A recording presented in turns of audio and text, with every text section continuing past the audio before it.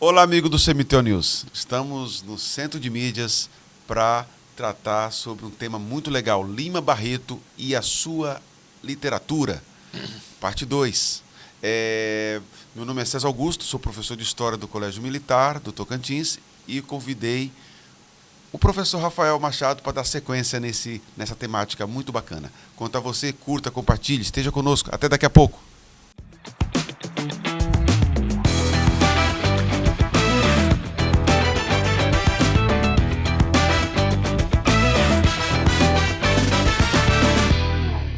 Estamos de volta. Beleza, professor Rafael? Tudo ótimo. Você aqui outra vez, Rafael? Quanto tempo, né?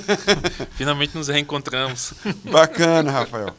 Rafael, lembrando o nosso espectador que a primeira parte nós falamos da parte histórica. Correto. Né? E agora nós vamos entrar na parte literária. Sim. Do Lima Barreto. É isso mesmo? Sim. Faça a introdução do tema para o nosso público. Bem, nós falávamos sobre a relevância de Lima Barreto, né, como um espectador não só dos fatos, mas também alguém que teve uma visão muito crítica do processo de transformação urbana e social que se deu no Rio de Janeiro ali entre a passagem do século XIX para o século XX e a forma como ele trouxe isso para a sua obra literária também. Bacana.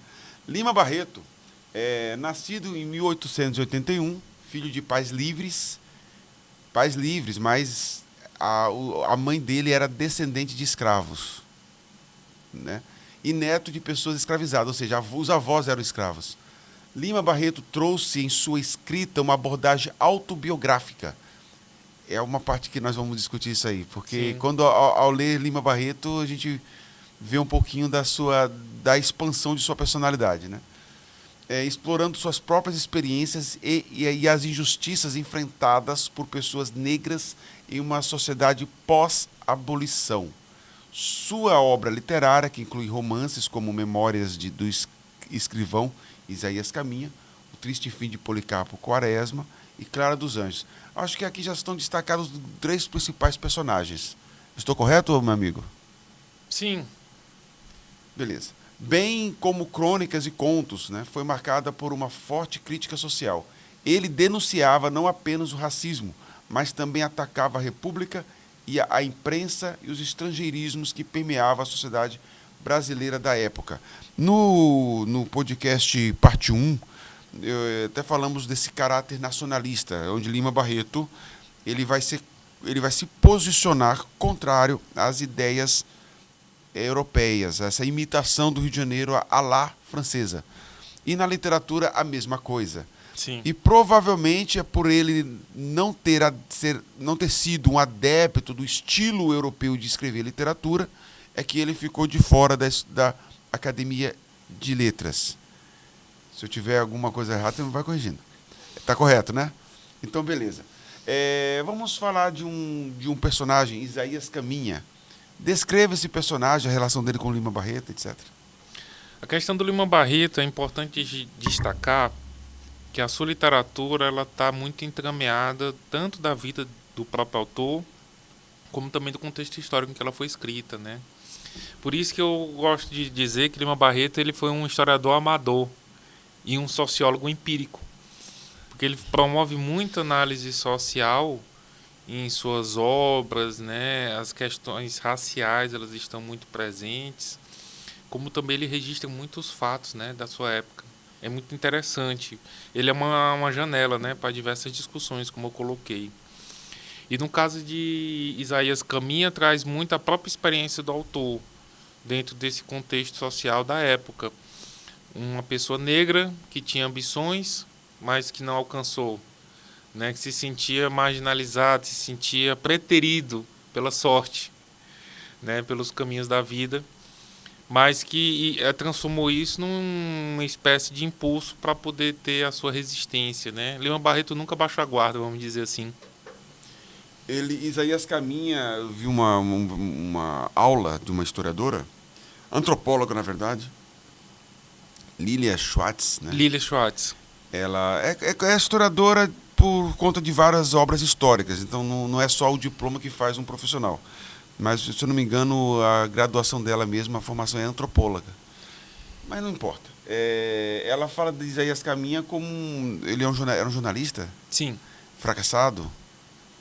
Eu não, e ele tinha, ela até discute de como se fosse uma representação do próprio Lima Barreto. correto. Essa leitura, ela é Descreva isso aí. essa leitura ela é muito recorrente mesmo, porque demonstra um pouco a trajetória dele, né? Um dos primeiros empregos do Lima Barreto foi como tipógrafo, que inclusive foi o trabalho que o pai dele também teve por muito tempo, né? Aí, ó. Tipógrafo era, para quem não sabe, era um emprego do século passado, né? Em que a pessoa que montava as letras para a paginação de um jornal. Você que era responsável pela formação da chapa para impressão, né? De material gráfico. Então ele estava e era uma porta de entrada que muitos usaram, né, diversos escritores da época usaram como para frequentar a redação de jornal, para conhecer pessoas, ter contato, né? O tipógrafo ele era um emprego que era uma porta de entrada para muitas oportunidades, para quem tinha esses elãs, né, intelectuais. E o Lima Barreto não foi diferente, mas no caso dele, além dessa questão de oportunizar o contato com esse ambiente jornalístico, foi também uma necessidade de vida, né? Com a morte do pai, ele precisou ser o homem da casa, vamos dizer assim. Você tem esse livro aí do Memória do Escrivão? Acredito que sim. Eu trouxe aqui, gente, algumas obras do Lima Barreto, não todas, né? Para apresentar e debater. Essa é uma coleção que eu indico. Eu acho ela. Qual é a câmera? É Câmara 1. Câmera 1. É uma coleção que eu indico que eu acho muito boa, muito interessante, que é da Penguin Companhia das Letras. É uma associação que a Companhia das Letras tem com uma editora inglesa, né, que é a Penguin. E qual é o diferencial dessa coleção? São os textos acessórios. Toda literatura, que nós chamamos de literatura clássica, né, que são esses livros que estudamos na escola, é muito importante ter uma contextualização para que ela seja melhor apreendida.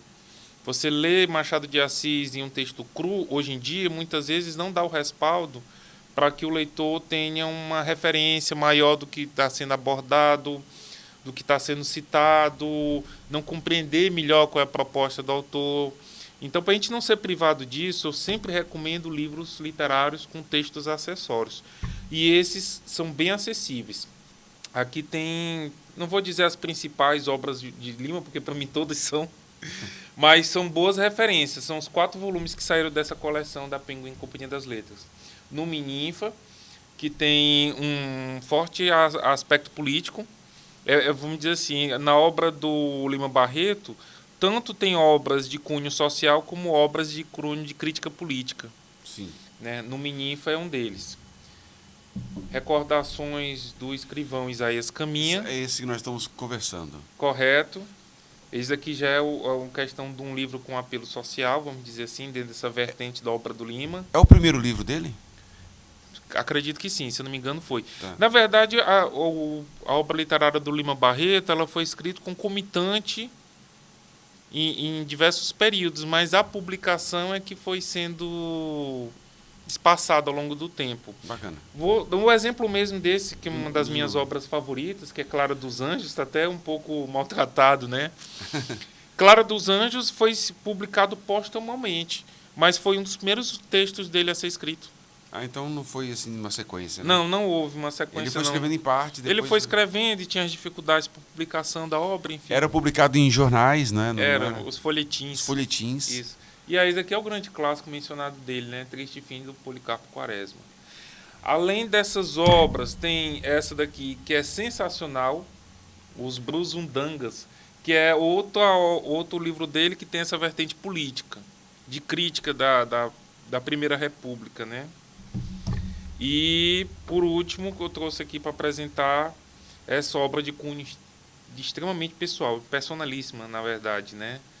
Que esse livro, esse volume, reúne 2 obras do Lima Barreto, que é Diário do Hospício e O Cemitério dos Vivos. O Diário do Hospício é um texto autobiográfico mesmo, não tem cunho ficcional, que relata a vivência que o Lima Barreto teve durante suas passagens no manicômio, que ele foi internado, os problemas que ele foi tendo por conta do alcoolismo. E o Cemitério dos Vivos é uma proposta de romance que ele não chegou a concluir em vida, que também é uma história que se ambienta dentro do manicômio, um sanatório, que é para onde as pessoas viciadas eram levadas na época. É um livro muito forte, muito impactante, né? Essa imagem mesmo do Lima Barreto, que muitas vezes nós temos como referência, ela foi tirada já nesse último período de sua vida. Legal. O jovem de 15 anos, 18, Óbvio. não está adaptado e acostumado a andar na rua e encontrar um hospício, né? Era chamado de hospício. Depois foi mudando o nome, sanatório, manicômio, né? Manicômio. Mas eu, que já tenho umas décadas a mais, eu ainda cheguei a me deparar com construções, andava de ônibus nas ruas e encontrava o manicômio ali, né? Inclusive, já acompanhei uma estagiária, né?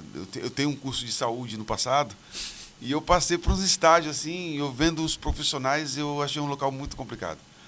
Então, é curioso isso. Hoje em dia, a saúde, a medicina tem um outro entendimento sobre essas questões. Da saúde mental, sim. E o Lima Barreto, ele era um cara controverso, porque ao mesmo tempo que ele criticava os literatos de sobremesa, ele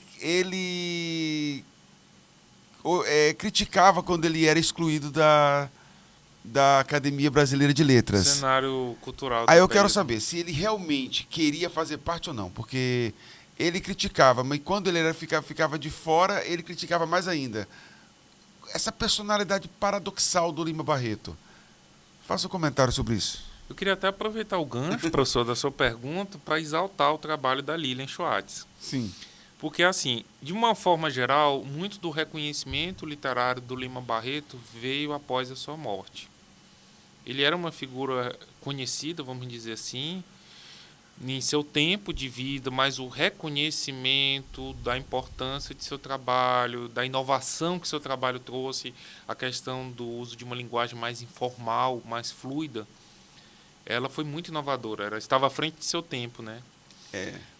São aspectos que foram ganhando força só mesmo após a sua morte. Ele morreu aí nessa situação, de certa forma, até degradante, né, em um manicômio, tratamento do alcoolismo, já estava levando a alucinações e tudo mais, né?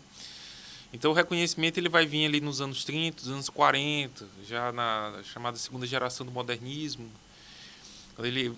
Os autores desse período, os pensadores desse período, como Carlos Heitor Cunha, que já começam a jogar uma luz, o Alfredo Bossi, né? Começam a jogar uma luz dentro da obra do Lima Barreto.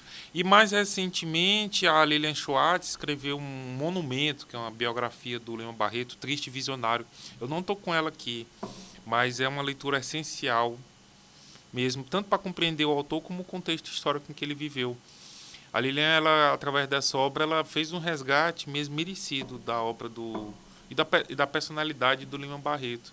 E aí é dentro desse contexto que eu respondo sua pergunta. O Lima Barreto ainda é uma pessoa a ser decifrada em sua completude, como todos os grandes gênios, né?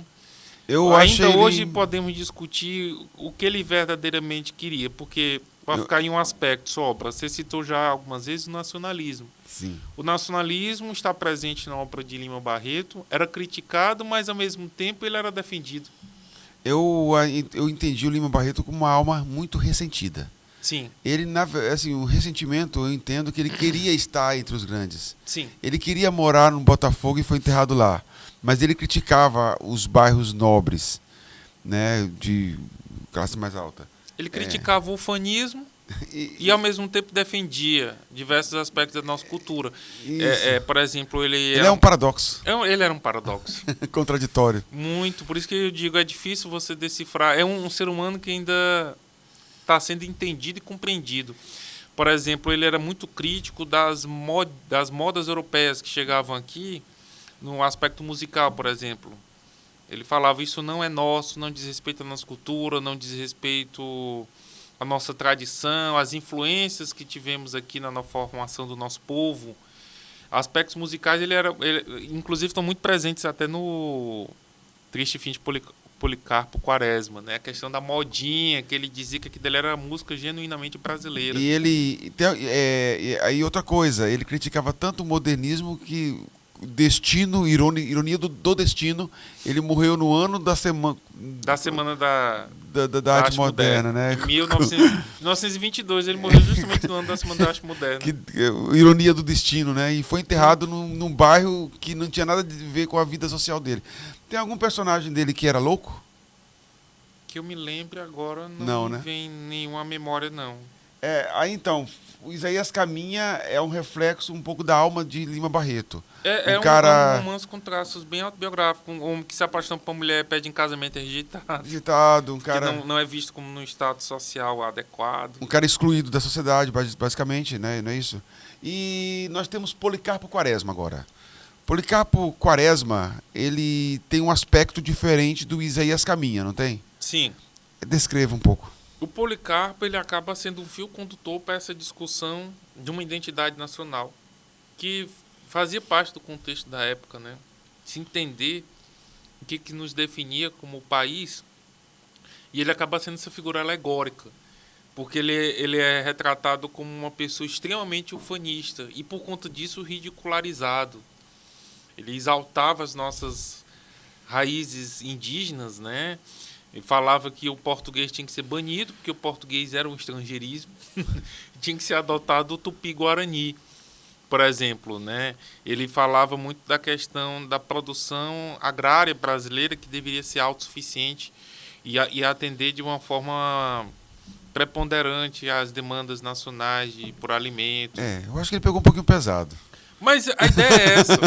A ideia é um personagem que ridiculariza essas questões ufanistas, que estavam muito em voga. Imagina que o livro ele é ambientado até nos 2 primeiros governos, né, da República, que foi presidentes militares que tivemos, né? A questão da influência da corrente positivista estava muito forte na época. Então, dentro desse balaio, o Policarpo Quaresma ele acaba sendo esse fio condutor, como eu disse, né? Esse reflexo de uma forma muito de escárnio, que ele parece tratava o tema. um bobão, um palhaço, né? Ele faz o papel de como ele palhaço, é né? tratado por boa parte dos personagens ao longo do livro, né?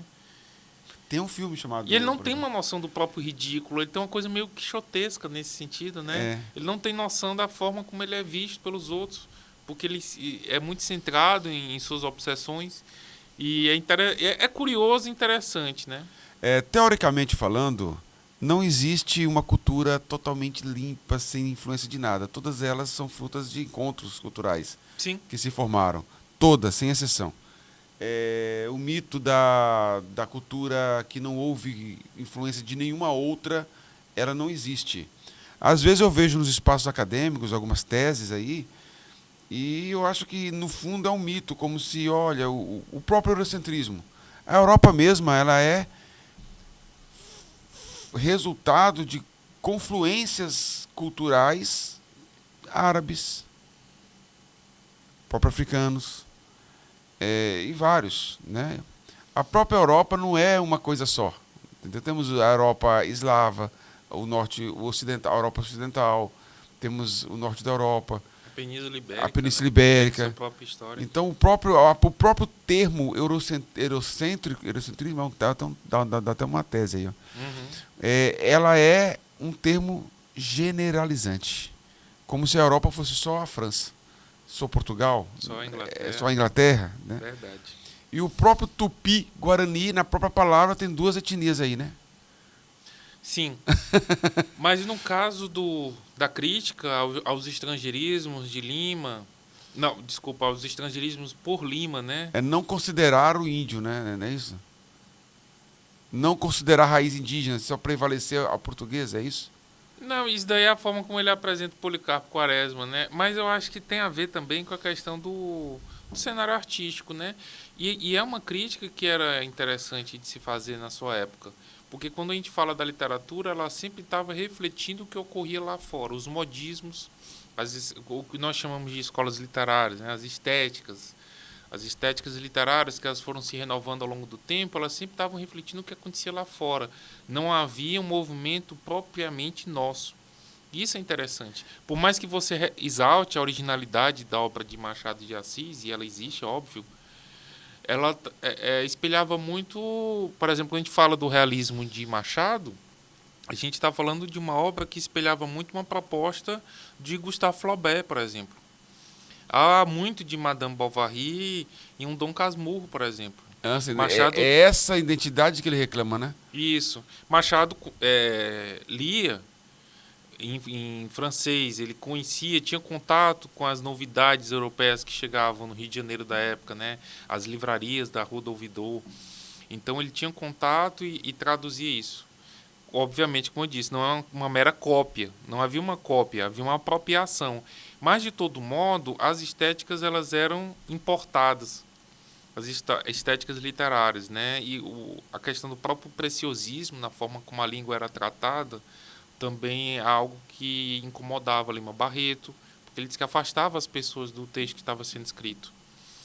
Lima Barreto, é bom lembrar, ele foi contemporâneo dos parnasianistas, né, e dos simbolistas. Você imagina a estética por estética. Agora uma A pergunta. gente fala do Olavo Bilac, que foi contemporâneo dele, né, o preciosismo da palavra. Mas aquela questão, é um paradoxo também, mas afastava. Mas o leitor também não pode tentar se sofisticar um pouco para entender?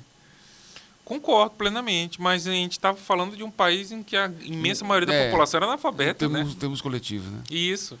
O grau de instrução do brasileiro era muito baixo na época. Mas eu acho muito válido, porque também é como ele dizia, eu não estou falando da minha gente. No caso de Lima, ele não frequentava a sociedade carioca, ele não frequentava os bailes, né, os salões do Rio de Janeiro. Ele estava lá na periferia, estava lá na Pavuna, ele estava lá no subúrbio de sua época, que foi onde ele morou toda a sua vida. Ele estava lá na roda de chorinho, na roda de modinha. Ele fala, como eu posso construir um outro personagem se é esse o que eu conheço? O Rio de Janeiro que eu documento, que eu registro é esse. Das pessoas que atravessam a cidade todos os dias nesse deslocamento por conta de trabalho. A malha ferroviária, ela era muito importante no Rio de Janeiro dessa época. E foi o que muito influenciou o desenho urbanístico que a cidade teve, né? Porque as pessoas pegavam os bondes em direção à Central do Brasil. E a partir de lá elas iam para os seus trabalhos, né? No final do dia voltavam para a estação, para a central, pegavam o bonde até a sua periferia, né? Nesse caminho de ida e volta é que muitas vezes o Lima Barreto tinha contato com... Desculpa. O Lima Barreto tinha contato com essa gente, né? Com a classe popular da capital federal da época, né? Ele todos os dias também pegava esses bondes, né? E é interessante. A gente fala assim, até mesmo dentro desse deslocamento urbano havia diferença de classes, né? Havia os bondes mais baratos, que é onde o povão, vamos dizer assim, se deslocava, e havia o bonde onde que os bilhetes eram mais caros. Da perspectiva do leitor, primeiro que as pessoas elas têm aptidões variadas, né? Nem todo mundo tem aptidão por gostar de literatura. Eu, há muito tempo atrás, ainda bem que muito tempo atrás, hoje, graças a Deus, eu mudei minha concepção. Quando eu me deparei com Machado de Assis, eu li e falei, cara, coisa... Mas hoje eu percebo, isso bem jovem mesmo. Hoje eu percebo que eu não tinha a maturidade da época e a vocação, o prazer que eu descobri depois. Que quando eu me deparei com Machado de Assis, no caso eu li mais Machado de Assis do que Lima Barreto, já li Helena, estou lendo Quincas Borba, né? Memórias Póstumas. Cara, aquela linguagem culta, aquelas ênclases que ele gosta, né? De vista de chapéu, essas sutilezas, eu fico assim, cara, me encanta essa parte estética do Machado de Assis. Eu entendo que o contexto de Lima Barreto e Machado de Assis tem controvérsias, o próprio Machado também tem controvérsias, de ele não se reconhecer, né, a origem dele, como negro, né, ele não se reconhecer. Mas eu vou dizer, como leitor, eu nunca me preocupei com isso. Ainda bem que existem os dois. Aí a Lília até ela faz um diálogo sobre isso, porque existe um certo ativismo que começam a correr risco de, vamos dizer, cancelamentos. Uhum. E eu gostei muito da postura dela. Ela falou, vamos tomar cuidado com esses cancelamentos, porque esses contextos têm que ser entendidos sob o olhar da época. E não necessariamente eu, como apreciador, tenho que levar isso para a minha vida, né? Tudo bem, não estou dizendo que Machado de Assis não deveria se reconhecer, não há problema nisso. Mas são dois gigantes da literatura. Eu acho que nós, como leitores, nós, como estudiosos, nós só temos a ganhar com a existência de Lima Barreto e Machado de Assis. Não fazer um fla-flu desnecessário. Eu faço essa reflexão. Não sei se o amigo concorda ou tem algo a complementar, não sei. Concordo plenamente. Falando dentro de apelo literário, são até propostas completamente distintas. Embora muito há do recorte histórico na obra do Machado de Assis, esse não era o foco dele. Ele não tinha um foco de registrar o Rio de Janeiro de seu tempo. Havia muita questão da psicologia dos personagens, né? Machado, aquela história, tem sua obra dividida em duas fases. A fase romântica, que é quando ele inicia, A Mão e a Luva, Yaya Garcia, Helena, né? Como você mesmo falou, e Ressurreição, são os 4 romances da fase romântica, e posteriormente ele vem com a fase realista, que é Memórias Póstumas de Brás Cubas, Dom Casmurro, Quincas Borba e Memorial de Aires. Mas em toda a sua obra, em maior ou menor grau, né, como eu disse, havia uma preocupação muito dos tipos, né, da psicologia dos personagens, né, principalmente quando ele entra na sua fase realista. A proposta literária do Lima Barreto ela já é mais distinta, por isso que eu entendo que São propostas diferentes. São propostas diferentes. Mas é como eu disse, havia sempre um reflexo de uma escola literária importada. E talvez em cima disso que o Lima Barreto fizesse a sua crítica mais contundente. E isso não era uma coisa da época também, né? É importante lembrar, não é que a nossa literatura começou a ter influência, vamos dizer assim, a partir do romantismo. Não, desde tempos pretéritos. Você fala mesmo do arcadismo, e há de se citar alguns poetas na época, é uma coisa despropositada.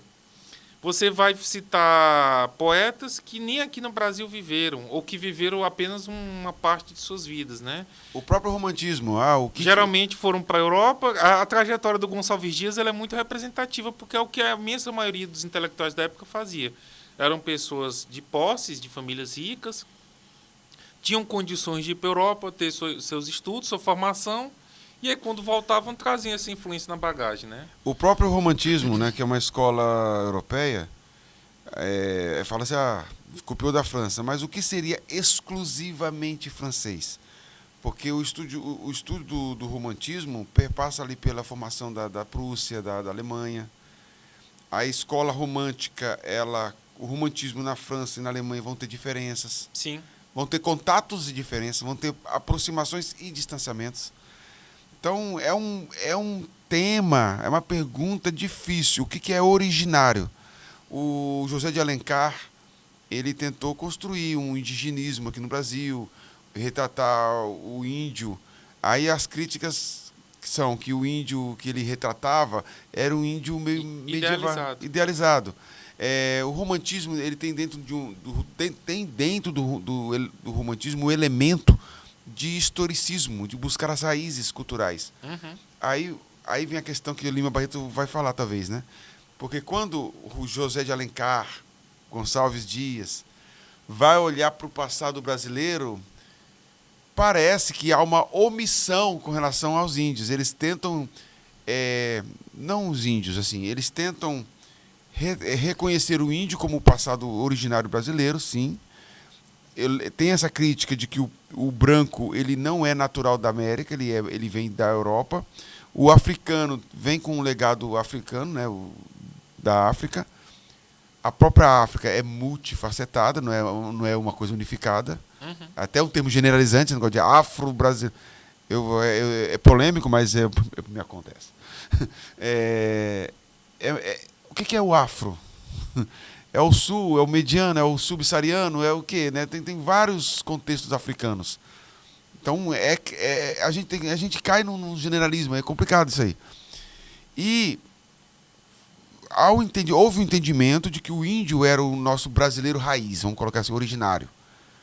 Porém, quando você vai em José de Alencar, é um índio idealizado.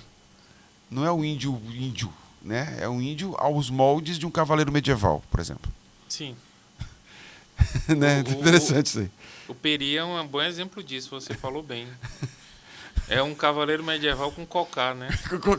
Tá Faz curioso. sentido, é. Mas então, o romantismo, ele deu brecha para esse tipo de abordagem, porque o romantismo, enquanto estética, ele nasce, e você citou a Alemanha muito bem, né?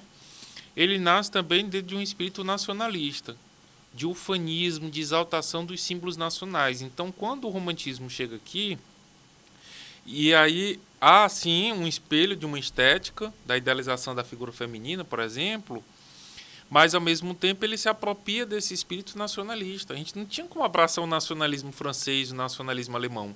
Tinha que ter o nosso próprio nacionalismo. E dentro daquele contexto histórico, isso era fundamental. A gente está falando da segunda metade do século XIX, em que já era o império do Dom Pedro II, procurava justamente construir uma ideia de nação, de identidade nacional, de Brasil. O que é o Brasil? Então se discute, né? E eu acho que o pontapé inicial é justamente esse processo histórico, e tem figuras como Gonçalves Dias, o José de Alencar, como muito relevantes. O José de Alencar tinha, dentro da sua obra literária, essa intenção, né, esse projeto de uma construção de uma identidade através dos tipos. Então ele fala o gaúcho, né, o índio, a ideia da corte, né, que circulava ali no Rio de Janeiro também, retratar aquele ambiente nacional. Então ele tem sim seus méritos, isso é muito importante de destacar. O interessante é que o Policarpo Quaresma, tudo faz parte do universo do personagem, né? Tem tudo a ver. Uma historiadora, Márcia Maria Nakshara, que eu citei no primeira parte da parte histórica do Lima Barreto, é que dentro dessa discussão romântica de buscar o que é o brasileiro, prevaleceu um conceito de um Brasil só natureza. De um Brasil só natureza. Isso é refletido até no hino nacional, né? O Brasil Florão da América. Você vê o hino da independência, faz muito aspecto ao povo, né? O povo corajoso, um povo valente, tal. Mas quando você vai no hino nacional da República, que foi ali em 1991, se não me engano, ali com o Marechal Deodoro, quando ele abriu um concurso e ganhou o hino que é o nosso hoje, ele tem um Brasil geográfico, um Brasil do lábaro estrelado, deitado internamente de berço esplêndido, faz menções pontuais à população, mas a bandeira, a questão do verde, do florão, tal. A imagem do Brasil que é exportada é uma imagem de um Brasil natureza, de um índio infantil. Essa representação do índio infantil, eu gosto muito de falar sobre isso.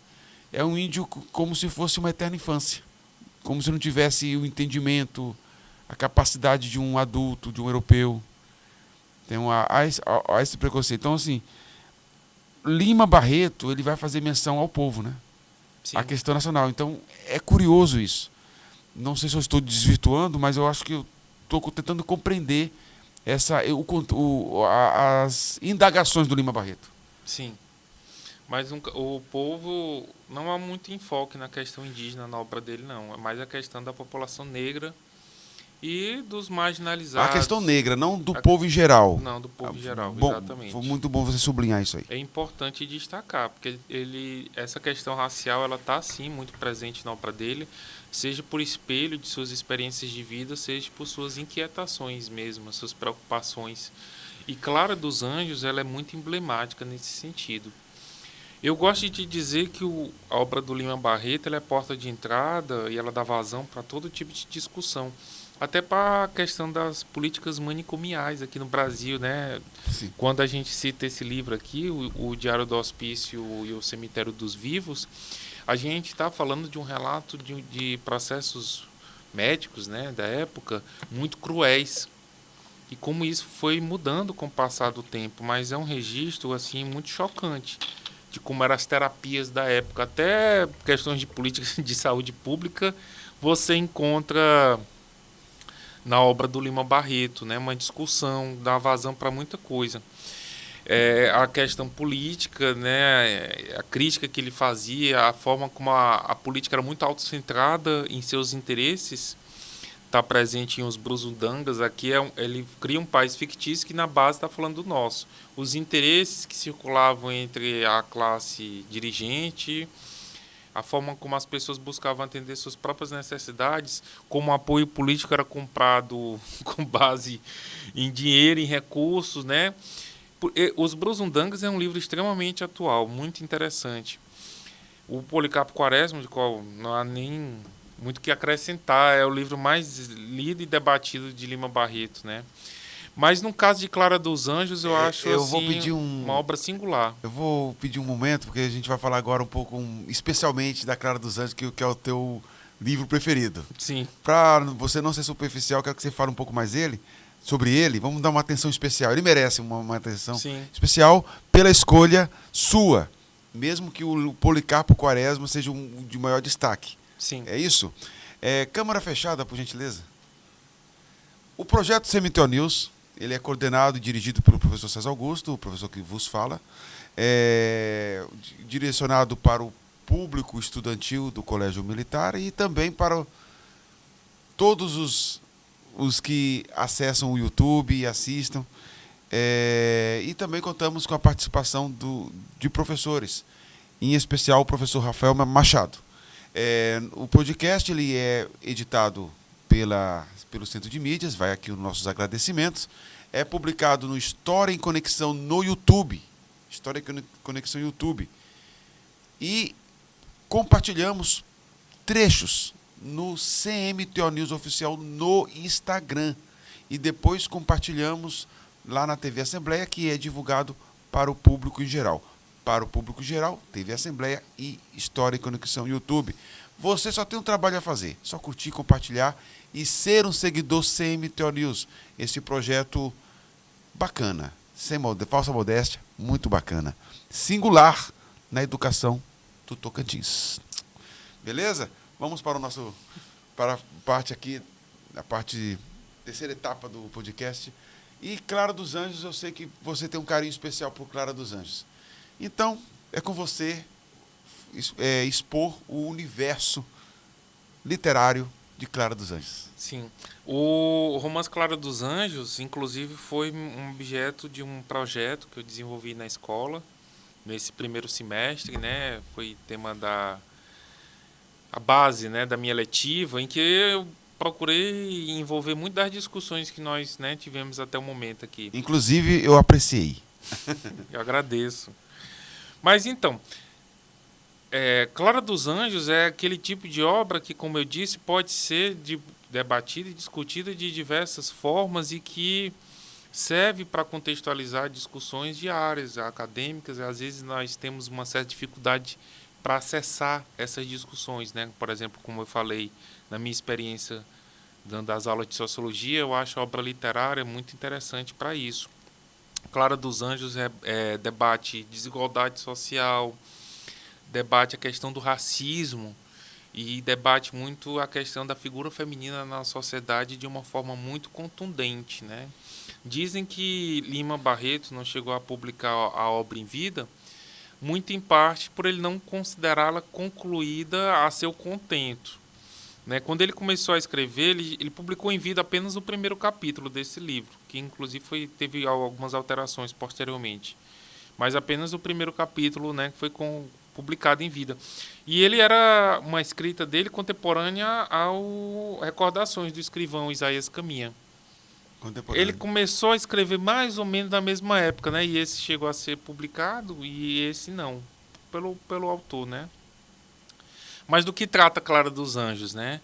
Clara dos Anjos conta a história da personagem protagonista, que é uma moça que mora em um subúrbio do Rio de Janeiro, né? Ele faz essa contextualização muito interessante, né? Esse mapeamento do Rio de Janeiro da época, essa geografia, né? Da cidade no período ali da primeira metade do século XX, né? Das primeiras décadas do século XX. Mora no subúrbio, filho do pai que é carteiro, A mãe é dona de casa e é uma moça criada com muito esmero pela família e tudo mais, né? Só que ela acaba se interessando por um seresteiro, vamos dizer assim, né? Um rapaz que tocava na noite, em rodas de violão, uma figura muito conhecida na região onde ela morava, que é o Cassie Jones. O Cassie Jones, que é branco, que imagina ter um antepassado inglês, né? O sobrenome Jones vem muito em cima disso, né? Do antepassado inglês, ele assume, ele adota esse sobrenome desse suposto antepassado que ele teria, como uma forma de envaidecer. E ele tem uma fama de ser um sedutor. Ele seduzia as moças, né, deflorava, o que na época era uma coisa muito séria, né, muito grave, e as abandonava. Só que ele não fazia isso com qualquer uma, né? Ele fazia geralmente com moças negras de periferia, que eram essas pessoas que eram invisíveis para a sociedade, para as instituições da época, né? E aí a Clara acaba sendo um de seus alvos ao longo de sua história. Mas esse é o fio condutor do romance. Você vê a trajetória da Clara, da sua família, as relações que sua família tinha, acaba sendo, vamos dizer assim, o fio que leva a história. Porque tudo passa também pelo contexto histórico e urbanístico da cidade. O Lima faz um mapeamento muito interessante dessa distribuição dos bairros no Rio de Janeiro, dessa dinâmica urbana que tinha na época. Algumas regiões eram favorecidas, outras eram esquecidas. Era uma Sim. periferia, vamos dizer assim, que crescia à margem de qualquer ação pública, uma população que se organizava em torno de suas demandas. Legal, cara. É justamente por isso que você tem essa preferência, carinho especial por Clara dos Anjos? Sim, sim. Eu acho que é um livro que dá vazão para diversas discussões, como eu disse agora há pouco, né? A própria questão da construção da desigualdade no Rio de Janeiro, você vê muito a forma como foi sendo construída em termos de ocupação do espaço numa obra como essa. Bacana, bacana. Vamos passar o nosso slide, por favor? Um dos temas recorrentes em sua obra foi a urbanização, que já discutimos, né? Desordenadas da cidade brasileira. Você acabou de falar isso agora, Sim, curioso. Antecipando problemas que persistem até hoje. Eu sou muito cuidadoso, alguns professores de história gostam muito de comparatismos. Eu gosto de comparatismo, uma das teorias literárias que eu gosto é o comparatismo, a de literatura comparada. Mas é preciso fazer com muitos cuidados, pois são contextos, épocas diferentes. Porém, alguns problemas é possível a gente fazer essa comparação com todo cuidado, claro. É de que até hoje mesmo existem, né, segregações. Né? E sua crítica à reforma do centro do Rio de Janeiro, que resultou na expulsão de populações pobres para as áreas periféricas, ecoa nas questões de desigualdade e exclusão urbana contemporânea. O Lima Barreto, ele está mais para um sociólogo ou para um literato, meu amigo Rafael?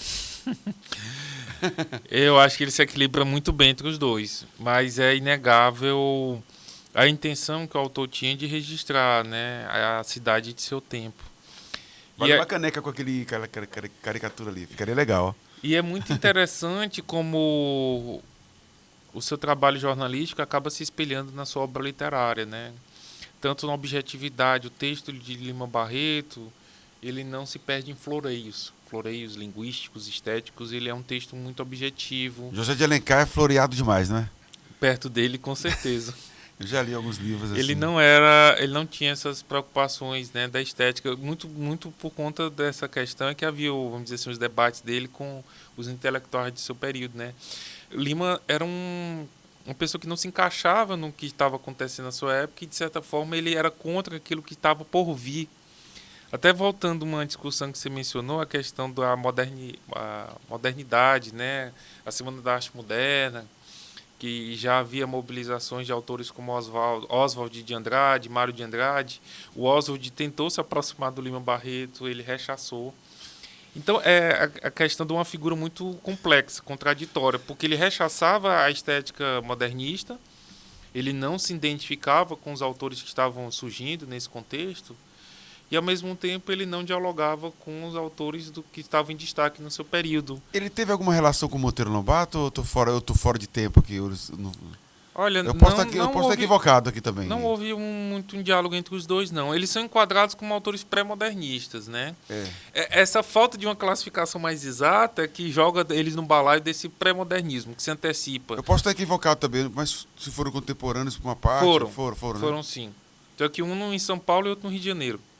Mas não me lembro de haver algum diálogo direto entre os dois, não, né? Mas eu lembro que ele com o Coelho Neto, eles também trocavam várias farpas, né? Sim.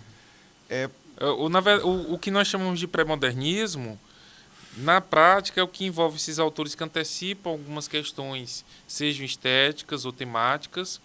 Por exemplo, o Monteiro Lobato não é lembrado pelas questões estéticas, mas temáticas. Ele cria o personagem Jaca Tatu, em que ele também discute questões sociais. mais do sertanejo, do sertão, né? Não, é o interior de São Paulo. Eu não sou leitor, nunca li. A questão do sertão, ela vem com Euclides da Cunha, que é outro considerado pré-modernista. A obra dele, de Euclides, não é nem propriamente literária, né? Então, a principal característica a ideia é essa, de uma preocupação social. A principal característica do pré-modernismo é o quê? A principal característica é discutir questões sociais. Questões sociais, bacana. Pode passar? Ou é o último slide? Isso, não. Em Clara dos Anjos encontramos uma síntese de suas preocupações sociais, temáticas, recorrentes e abordagens estéticas, que você já mencionou. Ao reproduzir as vozes da rua na fala de seus personagens, apresenta uma literatura à frente do seu tempo.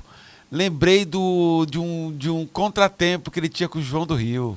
Sim. João do Rio era homossexual. Sim. E Lima Barreto fazia várias críticas a questões sexuais do João do Rio. Outro errado. Eu vi uma aula que ele tinha um desavença com o João do Rio. João do Rio é um ótimo autor. O João do Rio é um cara excelente autor. Merecia também um podcast só para ele. Sobre ele. As ruas têm personalidade, né? Isso. Ruas majestosas, ruas humildes, como se fosse... É muito legal, cara. Quando a gente fala em termos literários, são as duas contrapartes do mesmo cenário, do mesmo evento, que é esse Rio de Janeiro da Belle Époque. Esse Rio de Janeiro que se propôs uma Paris tropical, esse Rio de Janeiro que estava em processo de transformação. O João do Rio e o Lima Barreto, através de suas crônicas, eles registraram muito isso, com abordagens diferentes, né, como você mesmo disse, mas eles se aproximam muito dentro desse contexto. Bacana. Volta de novo, eu peço à produção colocar... manter a Clara dos Anjos, beleza. Aqui seguindo, né, você já falou sobre as discussões sobre racismo, desigualdades sociais. Aí a Clara é uma jovem seduzida por um cafajeste chamado Cassie Jones. A paisagem suburbana, a transformação que ganha vida. E essa questão do personagem Cassie Jones, que você falou que ele era um cafajeste, é recorrente. Eu acho que antigamente era mais recorrente ainda por conta das políticas, eram diferentes, as fiscalizações, a própria consciência popular era diferente. Mas havia muito isso mesmo do cara galanteador barato, aquele que chegava, seduzia e caía fora. Sim. Muito isso, muito. Eu já vi muitas histórias assim, muito mais antigas do que modernas. Assim, hoje a questão da denúncia, a questão dos órgãos públicos com relação ao assédio, a violência contra a mulher, eu acho que hoje as questões estão mais delicadas. A vigilância é maior. Não que não haja ainda. Porém, no passado me parecia muito mais presente esse tipo. Aí é que está, professor, uma coisa que eu acho interessante destacar, e era isso que o Lima Barreto quis colocar em debate, essa proteção à figura feminina ela acontecia dentro de certos estratos sociais. As moças de classe baixa, as moças, né, que moravam nessas regiões, principalmente moças negras, elas não eram tão atendidas por conta justamente dessa questão do racismo. Às vezes a carência afetiva era maior também, preconceito. Né? Era comum, quando o homem deflorava a moça até esse período, a questão do casamento forçado. Sim, né? Sim. A família da moça ia atrás do rapaz, né? Cobrava ali prestação em relação a isso. Falava-se, mexeu, tem que casar, né? Exatamente. Havia esse ditado assim... Os casamentos arranjados, eles aconteciam. Os casamentos forçados, eles aconteciam muito por conta desses defloramentos. Mas o Lima Barreto coloca que isso acontecia dentro de certos estratos sociais. A polícia até atuava em cima disso. A polícia prendia quando o homem fazia isso, para forçar a situação, condicionar mesmo, né? O casamento ele é uma proteção. Mas no caso das mulheres negras, das mulheres de periferia, já não havia tanta preocupação, elas já não eram tão alcançadas em torno dessa proteção. E por isso que o Cassie Jones ele tinha como alvo preferencial as moças negras, as moças de periferia. O Lima Barreto, ele até disse em um de seus registros no diário, que ele manteve um diário por muito tempo em sua vida, né, o diário íntimo, em que ele precisou reescrever diversas vezes algumas passagens do livro, porque a forma como ele descrevia o Cassie Jones representava tudo aquilo que ele odiava na sociedade. O branco que se cercava de privilégios. Ele tinha esse ranço mesmo, né? Ele enxergava como uma pessoa favorecida pela sociedade. Então, ele representava o Cassie Jones de uma forma tão execrável, em seu texto, que ele mesmo dizia, não está um personagem fidedigno, ele está simplesmente apresentando tudo aquilo que eu odeio. Tá muito pessoal a Está questão. muito pessoal, exatamente. Então ele precisou reescrever algumas passagens, porque ele falou, não está para... A emoção sobressaiu ao literato, né? Exatamente. Sintetizava, o Cassie Jones sintetizava tudo aquilo que ele enxergava como errado dentro dessa ordem social, vamos dizer assim. Os privilégios que protegiam ele, né, em detrimento de pessoas, né, que eram expostas à vulnerabilidade. A Clara dos Anjos ela era um retrato de muitos cenários que o Lima Barreto vivenciou. Na época, as rodinhas, essa ideia do músico da noite, né, eu chamei de seresteiro, mas não era nem bem seresta, né, como se chamava na época. Era muito recorrente, as reuniões... Serenata? Serenata é outra coisa, né? O cara Era vai as cortejar... rodinhas, exatamente, as rodinhas de moda. Era muito comum as famílias simples fazerem um simulacro dos bailes da classe, só que de uma forma mais modesta. Da classe alta, né? Você pega os bailes que tinham nos casarões de Botafogo, por exemplo, as famílias mais modestas, elas abriam suas salas também para os vizinhos, para os amigos, e tinham sempre um músico, né, que tocava as modinhas. E era dentro desse espaço de celebração, de música, de dança, que algumas figuras se aproveitavam dessas moças, né? Essa idealização do par romântico ainda era muito presente. A música é um canal afetivo muito forte, hein? Isso, aí até hoje. O Cassie Jones ele é apresentado como alguém que era conhecido na região e que sempre era chamado. Olha, vai ter festa, você chama ele que ele anima, ele toca as músicas que todo mundo gosta. E nessa aí? E aí nessa daí ele travava os contatos, né, com as moças e aquelas que ele viam como mais acessíveis. O Lima foi casado? Não. Até isso, né, cara? Pois é. Ele não deixou filhos, assim, como o Machado também não deixou, né? Não legou a ninguém o legado da sua miséria. Produção, passasse, eu acho que é o último slide, se eu não me engano. Acredito que é o último. É o último, acho. É o último. Beleza. Amigo, muito bacana ter esse diálogo com você. Para o encerramento, faça as considerações finais. Por que a literatura é importante na sua vida? Porque Lima Barreto foi escolhido, de tudo que você falou, se faltou alguma ponta, alguma coisa, faça uma consideração final para eu fazer o encerramento. Bem, primeiro de tudo, leiam. Ler é saber, ler é pensar, ler é refletir, ler é entender, é compreender. E a compreensão da vida, do mundo à nossa volta, ela é fundamental. E a leitura, dentro de um contexto, ela engrandece mais ainda a experiência. Por isso que eu volto a repetir. Procurem livros que trazem textos acessórios, artigos que contribuem para a experiência da leitura. O texto seco, vamos dizer assim, direto de Lima Barreto, talvez não suscite questões de uma forma tão evidente quanto uma obra que traga esses ensaios, por exemplo, né, que enriquece a experiência da leitura. E, no mais, agradeço pelo convite do professor. Ter a oportunidade de falar de Lima Barreto, para mim, sempre é um prazer. Eu, embora professor de Sociologia, tenho essa ligação com a literatura, né? E eu acho um canal muito interessante para debater questões do nosso Brasil. Bacana. Eu, de história, eu posso dizer o mesmo. A literatura é uma janela, é um canal muito importante para fruição, para entendimento, para deleite, para tudo. E para a formação do imaginário, né? É importante um imaginário enriquecido ele dá uma dimensão na vida muito melhor, uma perspectiva de lidar com a vida, de lidar com a família, de lidar com os problemas, uma resiliência muito grande. Eu tenho a tese de que o imaginário empobrecido, o indivíduo com poucas referências, ela tende a sofrer mais e a ter menos respostas e entrar em conflito muito mais fácil do que quem busca enriquecer o imaginário. Então, respeitem a ficção, beleza? É ficção, faz de conta.